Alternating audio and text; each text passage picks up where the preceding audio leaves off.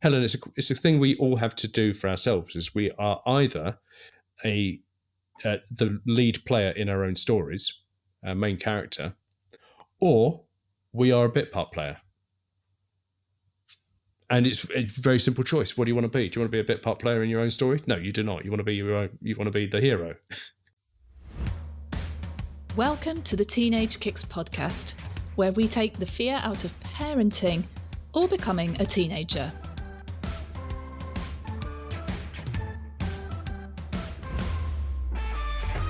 I'm Helen Wills, and every week I talk to someone who had a difficult time in the teenage years, but came out the other side in a good place and has insight to offer to parents and young people who might be going through the same.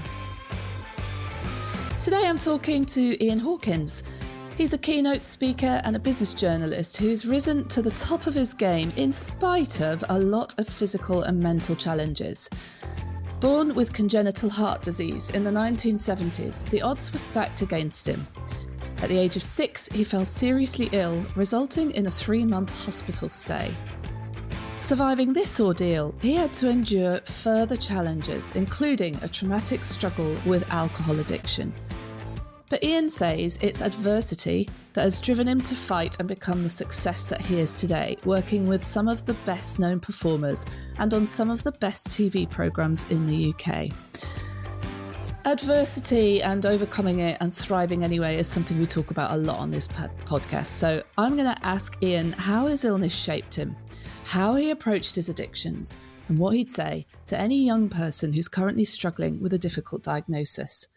Ian, welcome to the podcast. Hello, Helen. Thank you for having me.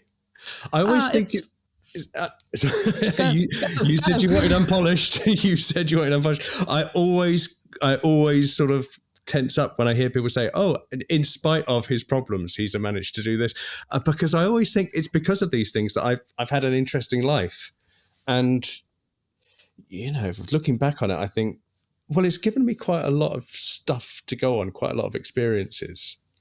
And I'm not really, you say, would you change anything?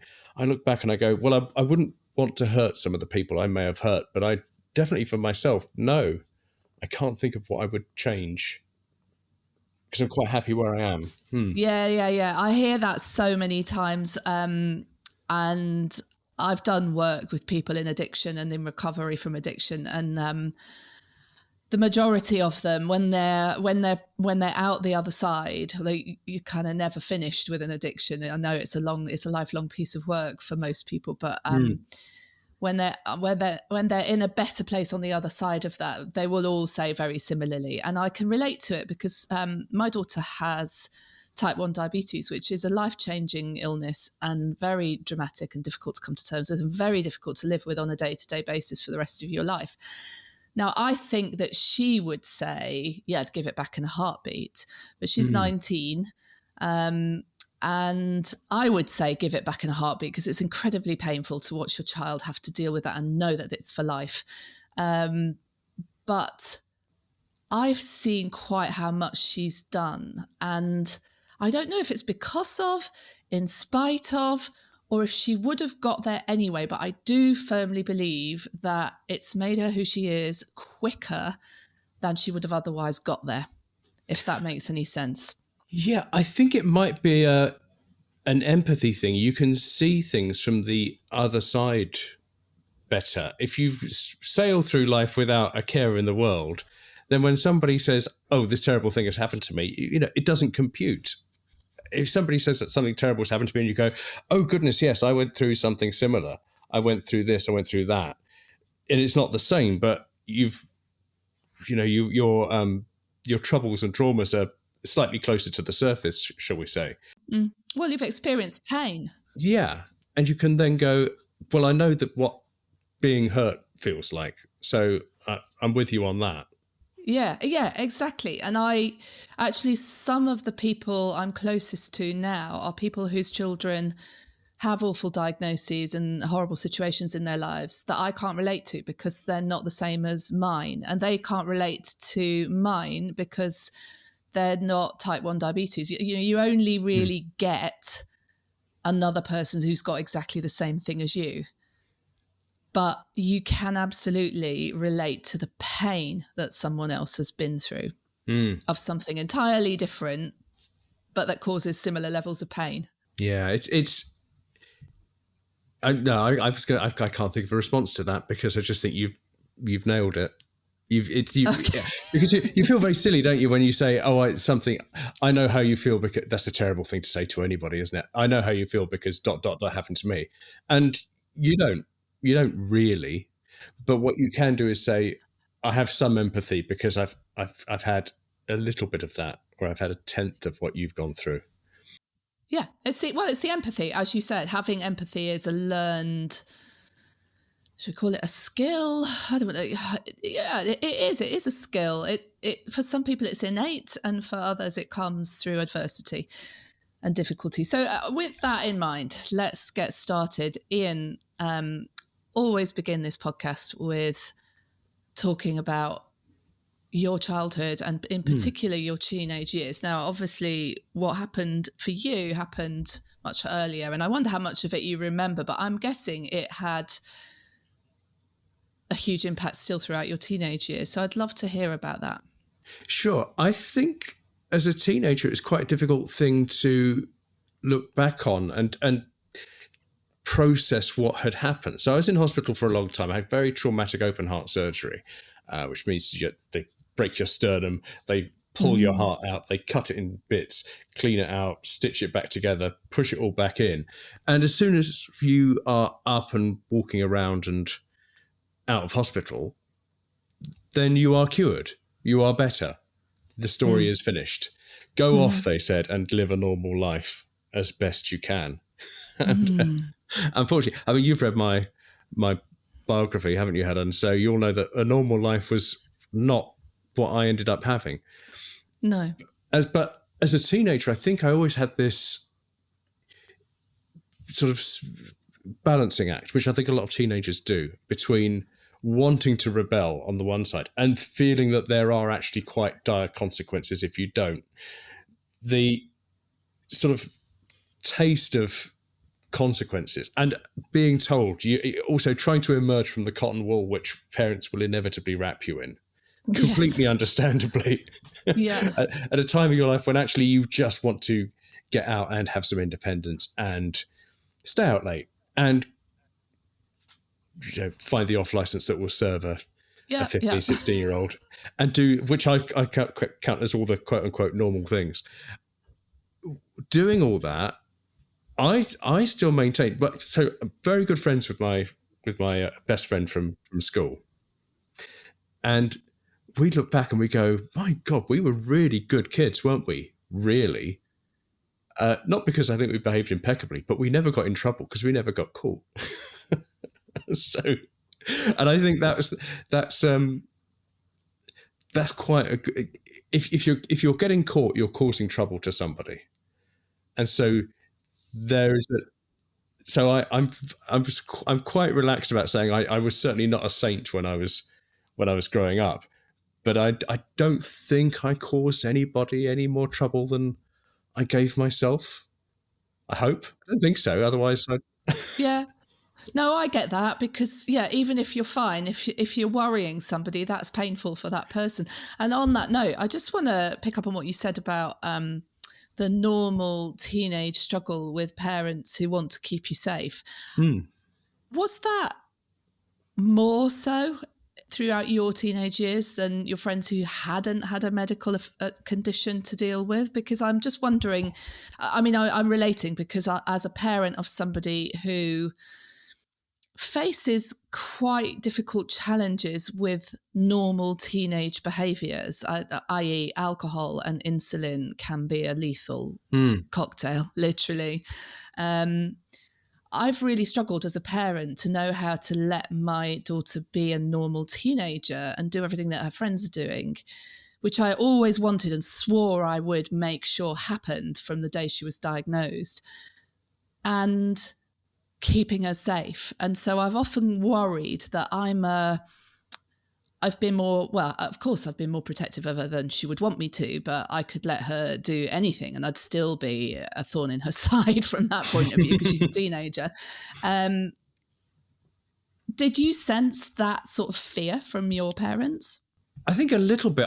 That said, I do think my parents did give me quite a lot of latitude. I mean, in that, I do remember jumping on my bike and cycling half an hour across town to go and spend nights out with my friends from about the age of 15, 16. Great, normal life, right? Normal life. And, cycling on roads without really worrying about it too much. Without a helmet. It was the 90s. We did this kind of stuff. So the first thing, the reason why me and my still best friend were best friends back in those days is because we had this love of theatre, and we put on a theatre production at my local theatre. And we literally wrote this show, took it to the local theatre and went, what can you do for us? And they said, well, you can't have the main house, but you can have the studio theatre. And it's 150 seats, and we'll split the box office with you 50-50. Now I know that's a terrible deal. But back then... yeah. Or you do anything for money when you're 15. We do anything for money. So we put on a show when we were 16 years old, invited all our friends to it, sold it out 2 nights. And I think 6 months later we did it again for 3 nights and sold it out and took the money. Thank you very much. Amazing. Yeah, but we're still friends. And we both went to comprehensive school. We both wanted to be writers, and he's a journalist and a writer now, works in telly and all sorts.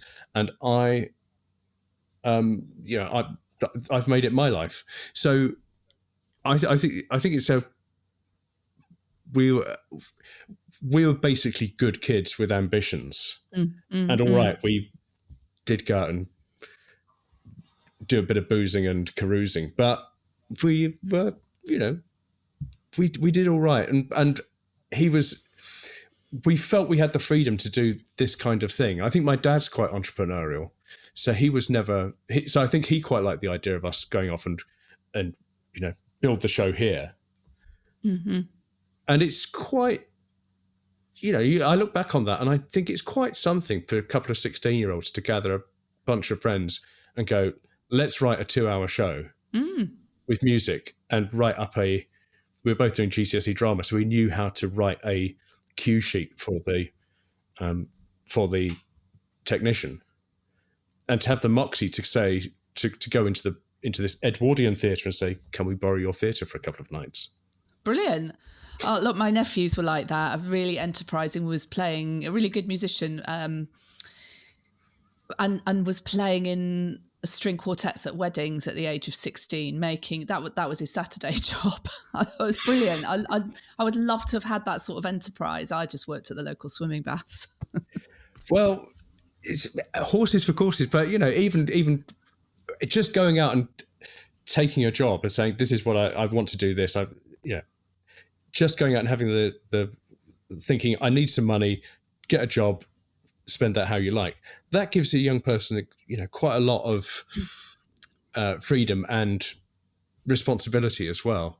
My uncle, now sadly, he died last year, but when he was at school, he was a sixth former, he used to get bands in to his local school. And who did he get? David Bowie. No. Yes. Oh my God. Well, look, even David Bowie had to start somewhere. I don't think it was starting. I think he was headlining this mini music festival. Amazing. All right. It wasn't Ziggy Stardust and Spiders from Mars, but it was just prior to that, I think. It was quite exciting. Yeah, very. Oh, I love that sort of enterprise. But look, it's as you're talking, I'm thinking, so this sounds like a normal childhood, normal teenager, just really shitty thing happened when you were 6, but you're fine. But clearly, given everything you've said about your life after that, you weren't. When did things start to hit for you from a mental health point of view? I think it was university. I think when I was suddenly on my own and cut off from my friends and my family, I started getting quite this sort of underlying depression. And depressions are quite an interesting illness. What do they call it? They call it the common cold of psychiatry. Do you know why they call it that? Because nobody cares if you've got it, really. Nobody really gives a shit. It's, depression. Oh, God. How unexciting. Come back when you've, I care. I'm nearly a qualified psychotherapist. I care about depression a lot. I know, but that's not the impression you get when you waft it in front of your GP, or then indeed go and see a psychiatrist and then go and have therapy. That's therapy on the NHS. Because anyway, so I all through my 20s, I was having this quite bad depressive episodes, and self-medicating, of course, with alcohol, because like all the affective disorders, depression, anxiety, you go, right, I want to take the edge off. And the world is very, very big. And alcohol, the beauty of alcohol as a drug is that it really brings in the blinkers, and you see less and less and less, and you get deeper, more and more tunnel vision. And marvelously, for a drug which is freely available, often given to you as a treat, that has all these associations with it and wonderful history and background of how it was produced, and Socially acceptable. very socially acceptable, and just completely, I totally fell in love with alcohol. What a brilliant drug it was for me, because it took away all the edge and all the worry and all the anxiety. And if you're not feeling happy, you just have another drink. Fantastic. Don't know what to do with your afternoon? Have a couple of drinks. You stop worrying about the time ticking by. And that's pretty much how I spent about a decade of my life. Right. And were you around other people who were doing the same? No, I was a very solitary drinker. And now I would go out with other people, of course. And now they all tell me, God, we used to drink with you. And we used to think, how you're drinking way too much, Oh, really? Even students and 20-somethings? Yeah. And my doctor would say to me, God, Ian, how much do you drink? And I would say, not as much as a junior doctor. And she would laugh. And I felt I'd made my point. Yeah, there's a lot of people with alcohol addiction who are very funny and have really snappy comebacks and defense shields. I've found that again are quite socially acceptable. It's something that you laugh about. You wouldn't say that about heroin, would you? No, but we sober up. We see the world. We have these ideas. We get drunk. We put all those ideas and those difficult things into this nice, safe place beyond the blinkers, beyond the veil, if you like. And we look at it with a slightly different view.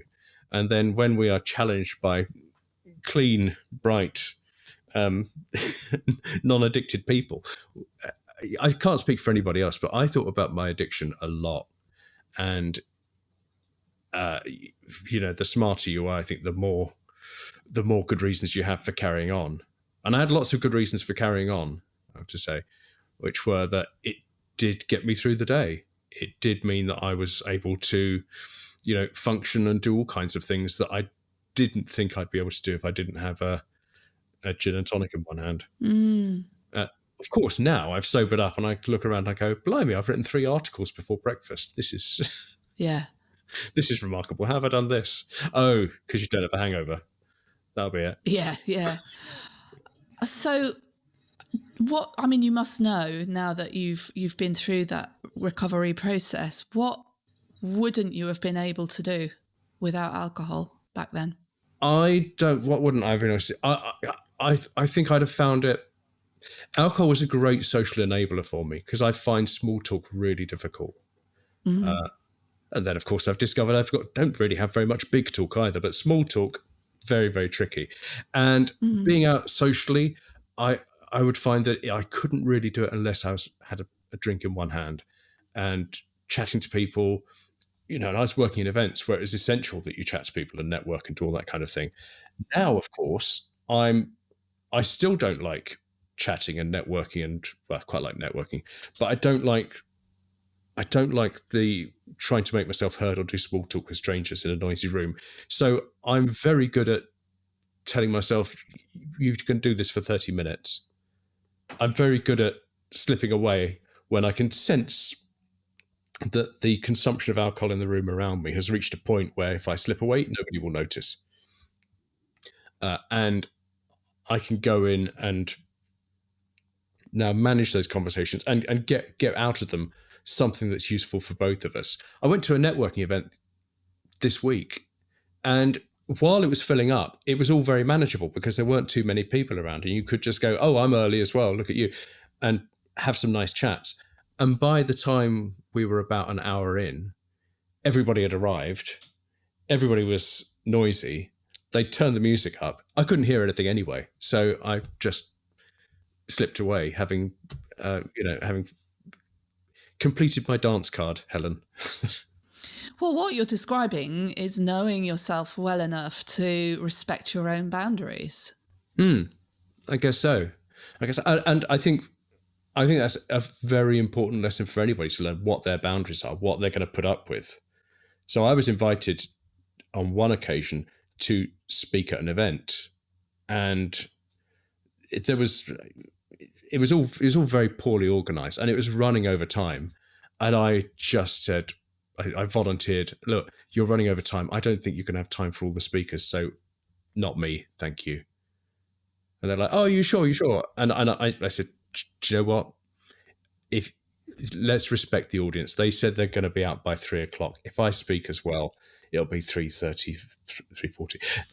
That wasn't a paid job, I have to say. That was me doing it as this is a little while ago when I was trying a few things out, and I thought, this isn't right for me in all sorts of ways, and I'm just going to step back from it and go, this is actually going to do more harm than good if I go on. I don't want any audience sitting there going, oh God, another one, looking at their watch going, come on, Hawkins." But actually, kudos to you for being able to say that to the people in charge, because that's, we talk a lot about psychological safety in the workplace now, and that is feeling psychologically safe. If you're able to go to the powers that be, the organisers, and say, "Look, I'm not comfortable with this. I want to do it differently." So again, that is boundaries, as you say. That's knowing yourself and knowing that you're okay with doing something that someone else may not be okay with. It is remarkable as I look around some of the bosses I've had, the ones that have created a safe environment and the ones that haven't. The ones that have created a safe environment have done this trade-off of short-term pain, because it's like, oh, I wanted this to happen, but you've said you're not going to do it or you're not comfortable, with long-term benefit, which is that they retain people, frankly. The people I've worked with, there's someone who's fired me twice, but I find it very hard to say a bad word against them because they there's no side to them. There was never any passive aggression. There was never any nonsense. It does what it says on the tin. And if somebody says, "Should I work with this person?" I say, talk to them. And in 5 minutes, if you like them, you should work with them. And if you don't like them, tell them you don't like them and hang up. And they'll be, it will not hurt their ego one little bit. Yeah.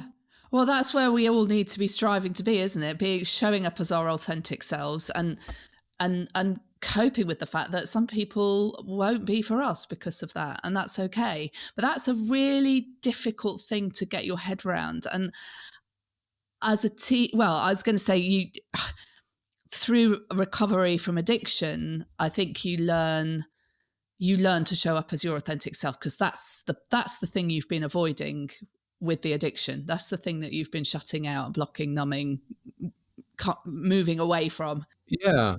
Ian's a lot of fun. It's like, well, yes, he is, because he's a bit drunk. And a bit charming and a bit funny. So that solves a lot of problems. Yeah. But then when you recover and you do show up as your authentic self, the world gets a lot richer. But that's a very difficult thing to know, understand and act on as a teenager. Teenagers are very sensitive, aren't they? And I think it's because they're learning about their boundaries. They're learning about how to have defences that are healthy. Whereas my defence is always a gin and tonic or a glass of wine. But a defence mechanism that's healthy. Okay, so a friend of mine just changed jobs, and his old job was making him sick. His old job was making him depressed and anxious and all these kinds of things. And he's just walked into a new job. And I said to him, How many interviews did you have in the end? And he said, well, I had 3 interviews with 3 different companies. And I went, right, okay. So can we agree that you're in demand and that you never, ever have to let a job or an employer make you feel like that again? And if they start giving you any nonsense, you just go, do you know, I turned down 2 other jobs to be here. I'm sure. I'm sure that there's plenty more out there where they will treat me better, pay me better, give me more time off, and give me more dignity and respect, and not drop it on me that I'm working late every night for the week, on the day. Yeah, and I hope that is, he was very anxious and very upset about things a month ago. I hope that has sort of sunk in. He's gone, oh, I don't need to feel like that again. That's about security and safety as well, isn't it? Well, security and safety is about belonging, and that's the thing that I think the teenagers have got to struggle with. Of course, they're finding out about themselves, who they are, what their boundaries need to be, but they're also needing to fit in, and that is a biological need to be part of a tribe. That comes from, well, that means survival. If you don't fit in, you don't survive. That's historical in our race. Yeah, and don't we give teenagers really bad messages at the moment, which is, oh, teenagers are all awful. Yeah, don't get me started on that. We could be here all morning. I get so angry about that message. It's like, oh, I used to love my baby when they were 18 months, 2 years old. Like, yeah, but they're not going to stay that way. Yeah, do you not love him now? I'm staying with. Yeah. I freely admit I'm not a parent, and I would make a terrible father. I know that, but I tell you what, I think I'm a pretty good gay uncle, a very good gunkle, and I have my nephew staying with me at the moment, and he goes out. He's 17, and he goes out and he sees his friends. He says, "I've just walked to Camden. I've just done this. I've just done that." I'm delighted to see him in the evening. I'm taking to proper old. Nice. I bet he loves that. I'm like, what do you like eating, Owen? He says, I really like curry. It's like, great, I'll make a curry in the slow cooker.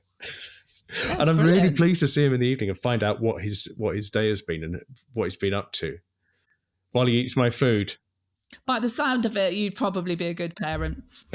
But okay, so look, getting back to you in your 20s, late teens, at university, drinking, not struggling with addiction, because you, for all you're telling me, it sounds like you were perfectly happy like that. I was not struggling with addiction. I was embracing it full on. Yeah. Do you know now what you were hiding from?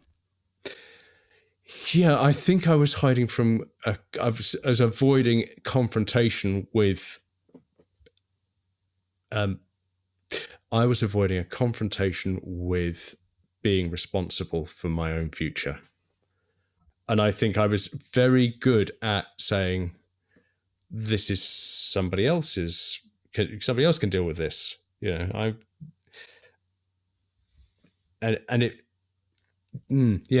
think that was it. So I've just done a whole course on LinkedIn about avoiding filler words.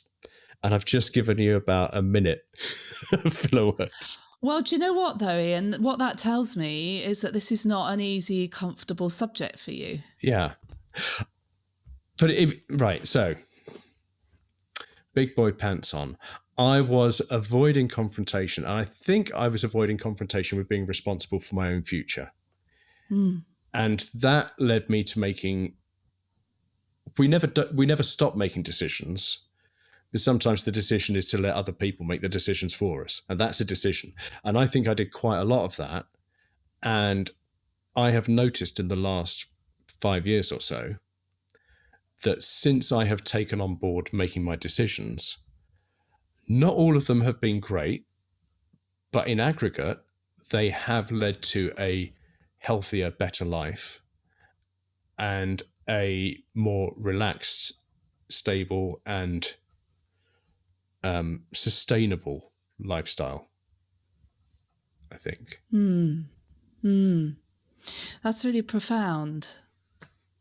And it's reflective of what all of us, I think, need to know, that we are responsible for our own lives and our outcomes. Because if we don't take responsibility and that backfires on us, eventually people will walk away from us and force us to take responsibility.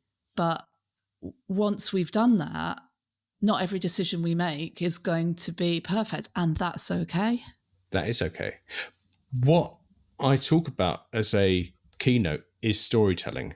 And the tempo that every story hangs on is a decision, because plot and character are kind of the same thing. Plot is driven by a character's decision, and a decision tells you everything about a character, and a plot cannot happen unless that character makes that particular decision. So plot, character, they will go together, and it's a decision that is the main thing. If you take your favorite book, your favorite film, and you go to the middle, you will discover the main character in that narrative is making a decision, and that is what that is kind of what the whole story is about. And that's why I talk about the importance of storytelling and the importance of the responsibility of that decision. So when I was in hospital, and I would tell people I spent 3 months in hospital having this surgery, okay, that's a great story. And it is a great story, because at the time I was in hospital, it was something like 90% of people born with my condition didn't make it to adulthood. And now it's 10%. So it's 90% survival rate. So what a fantastic story of flipping the statistics. What a fantastic story of surviving against the odds. But it's not really my story, because I didn't make a decision. I just got sick and somebody else came in and fixed me. And they said, go off and live a normal life. Good luck. It wasn't.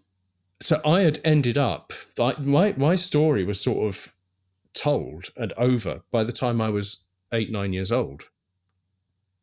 And every time somebody said, you can't do that because because of your heart condition, you can't do this, you can't do that, they're just saying, that's the end of your story.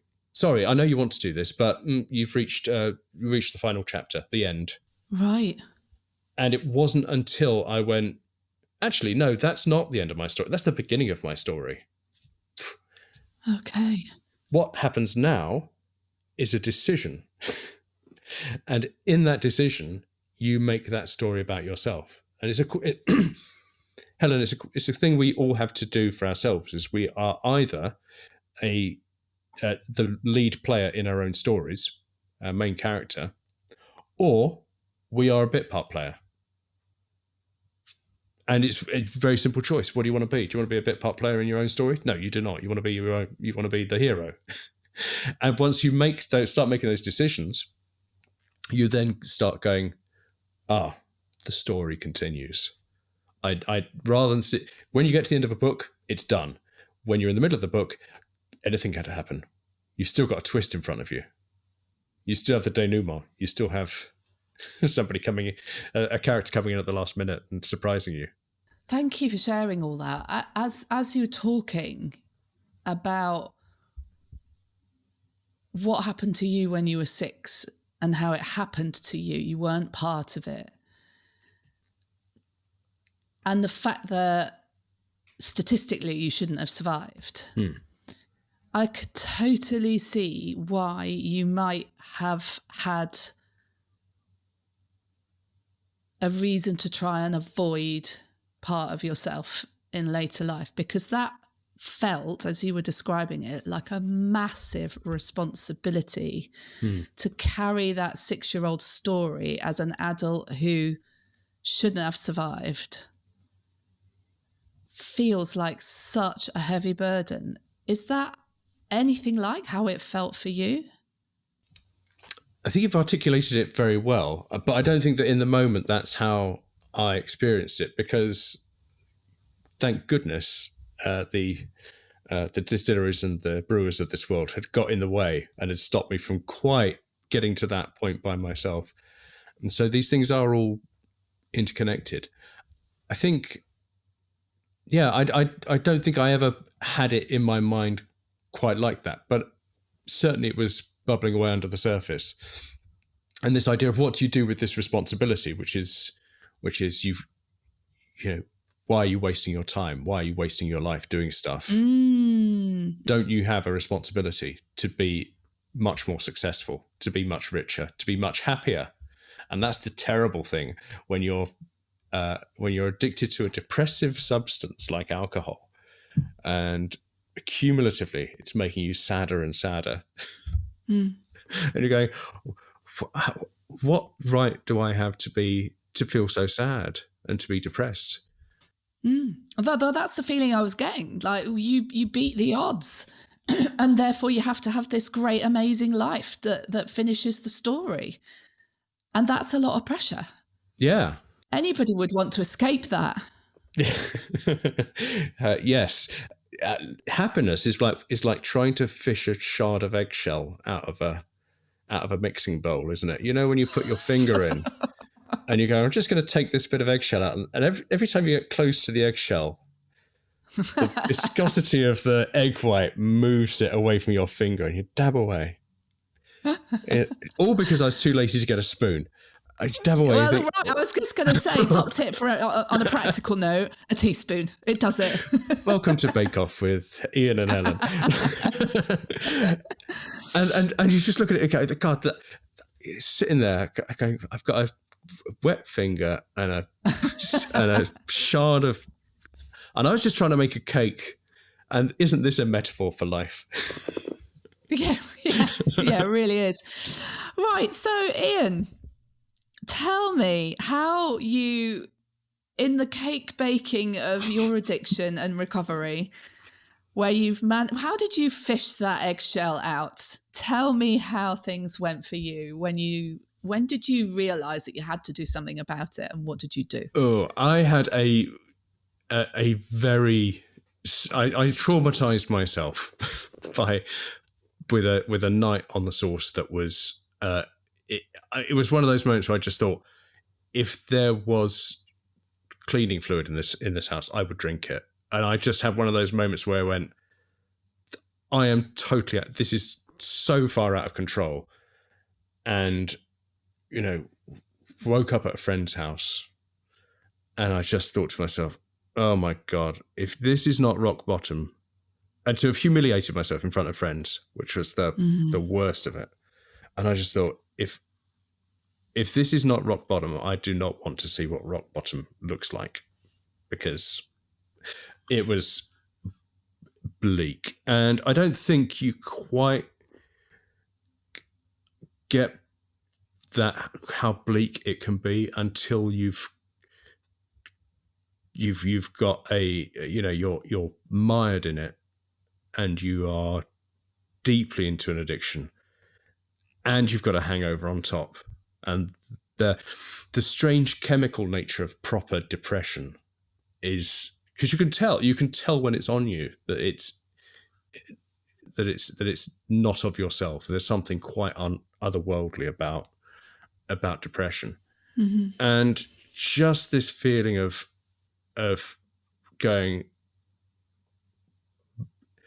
everything feels shattered, and the horror of it is that it can't be put back together. But then you have a moment where you go, actually, you can't put it back together as it was, but if something changes, you might be able to salvage something from this mess. And decision one was, I'm not going to drink again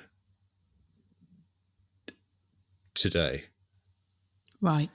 And I fell on that as my I'm not going to drink today. Maybe tomorrow, because forever is a very long time.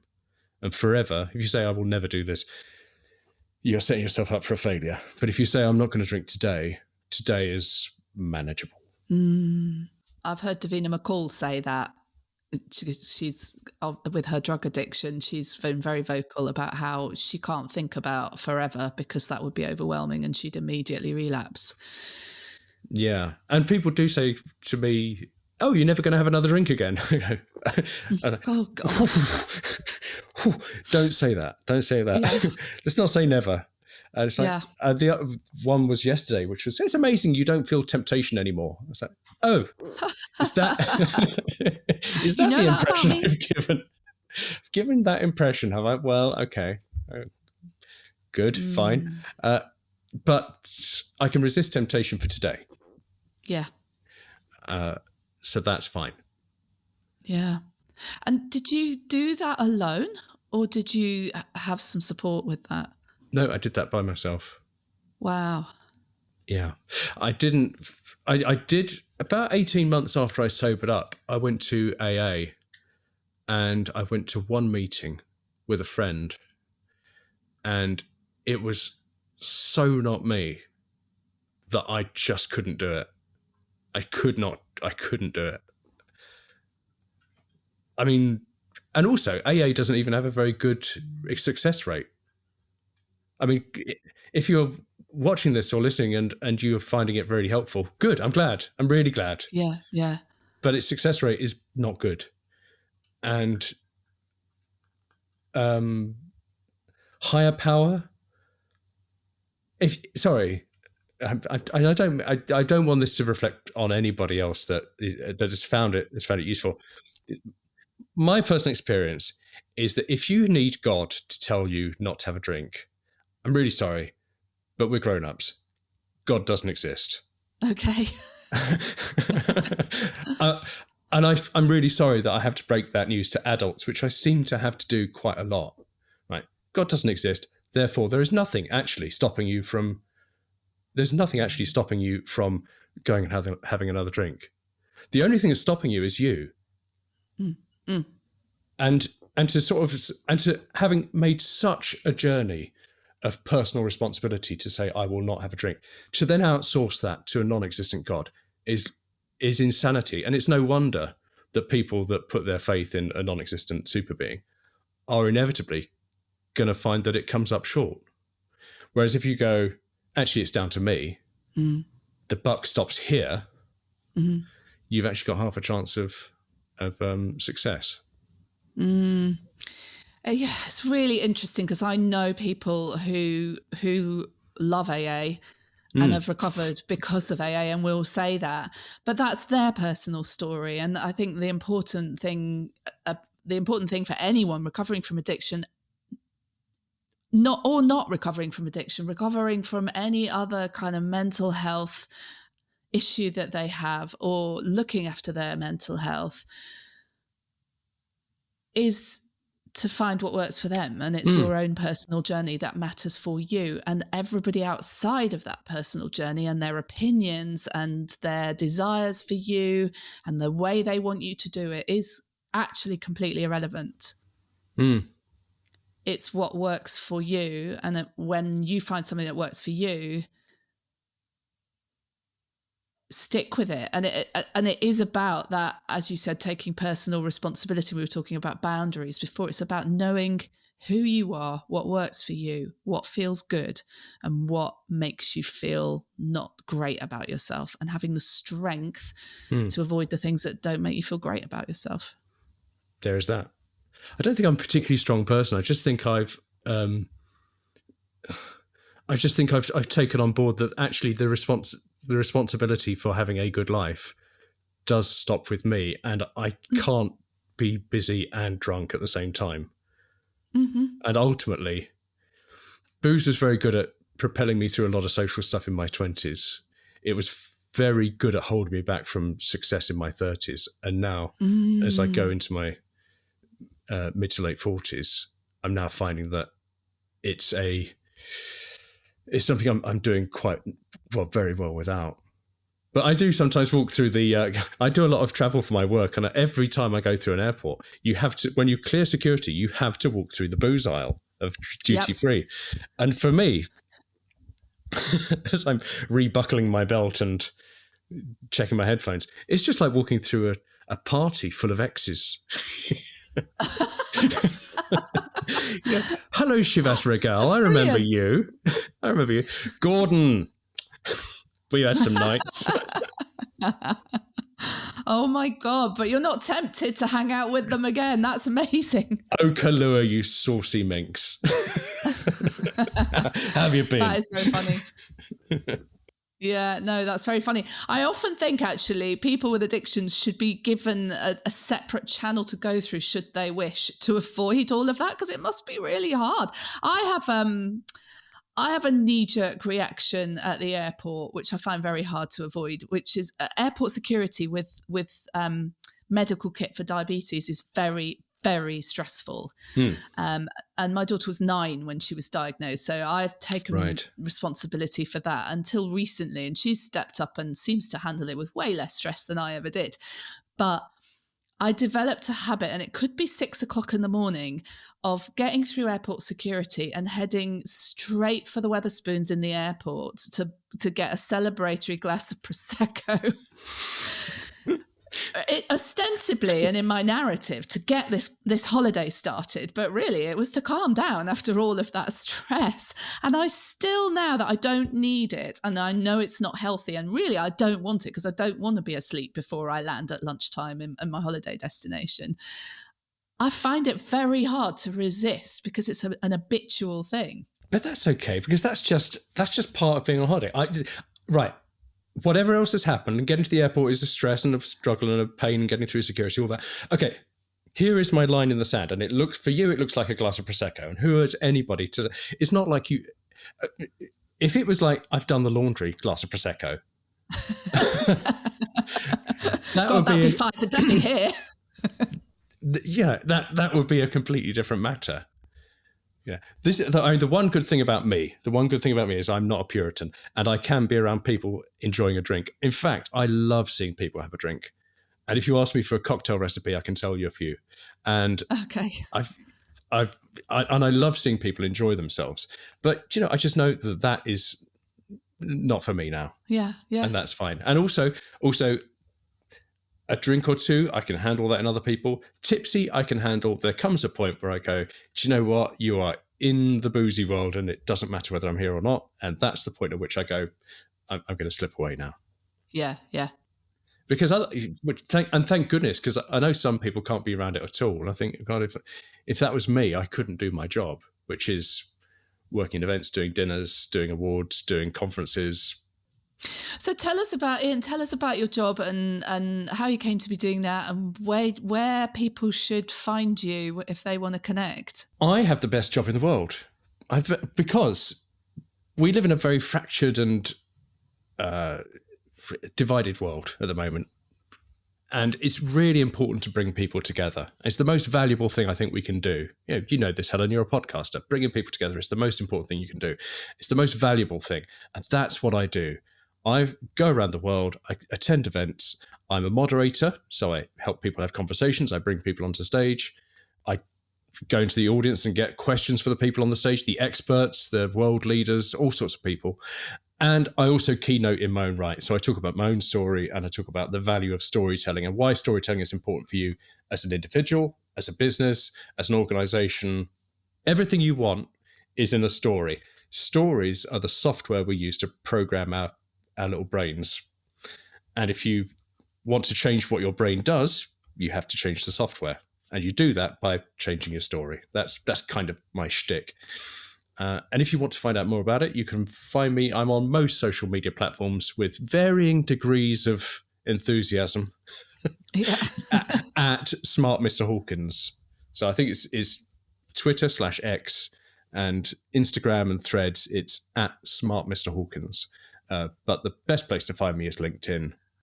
Okay, I'll find your links and I'll put them in the show notes so people can find them easily. Fab. And Ian, before I let you go, what would you say to any young person who is going through something really serious, as you did as a child, and how they cope with that without hopefully resorting to the coping strategies that you had to? I think, first of all, to be very honest. So I hate it when people say relax, because it means something unrelaxing is about to happen. And this won't hurt is a lie. It always hurts. So what would I suggest to somebody that is going through this? I would say, this is the beginning of your story. After this, you can make all kinds of choices and all kinds of decisions for yourself. This is not the end for you. This is a new beginning. So think about what you'd like to do with the rest of your life, and think about where we go from here. Actually, that's pretty much the advice I gave to a friend of mine who's having a heart surgery at the age of 56.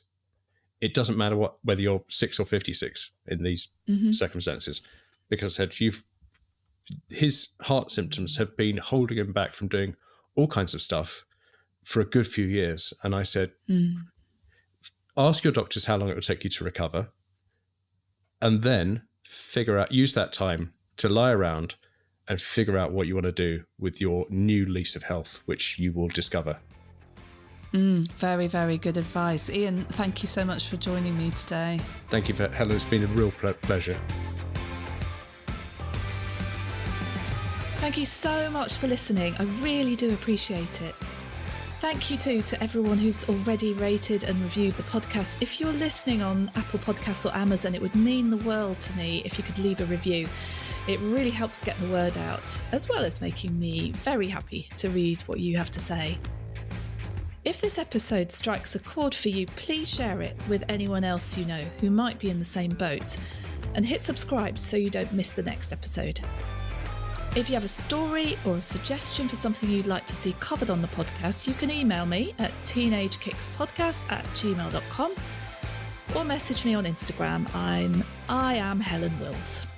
I love hearing from all my listeners. It really makes a difference to me on this journey. See you next week when I'll be chatting to another brilliant guest about the highs and lows of parenting teens. Bye for now.